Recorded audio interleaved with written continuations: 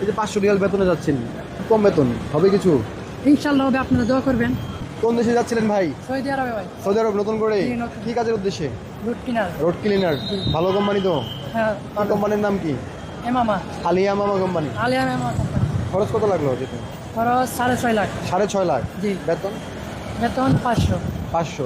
এই যে 500 রিয়াল বেতনে যাচ্ছেন, খুব কম বেতন হবে কিছু? ইনশাআল্লাহ হবে, আপনারা দোয়া করবেন।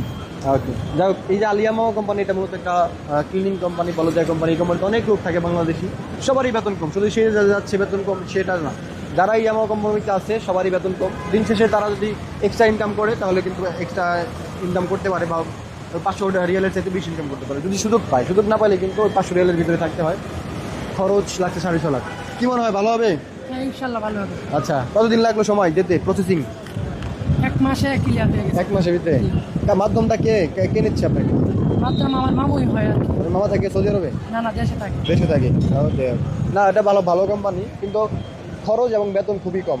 এটা আসলে খুবই দুঃখজনক। যদি এক্সট্রা ইনকাম না থাকে ভাই, 500 রিয়াল খুবই কম না? যদি এক্সট্রা ইনকাম না থাকলে তাহলে সমস্যা। ঠিক আছে, দোয়া রইলো। তারপরেও কিছু করেন নাকি? তারপরে একটা কোম্পানি পাবেন। অনেকে তো কোম্পানি হবে না, কামা পায় না, ঘুরে রাস্তায় রাস্তায়। যাই হোক, একটা কোম্পানি পাবেন, মাথার উপরে ছাদ পাবেন, থাকার জায়গা পাবেন, খাওয়ার জায়গা পাবেন। দিন শেষে ভালো থাকেন, ভালো টাকা ইনকাম করেন, দোয়া করি বাংলাদেশ থেকে। ওকে, ঠিক আছে, অনেক ধন্যবাদ।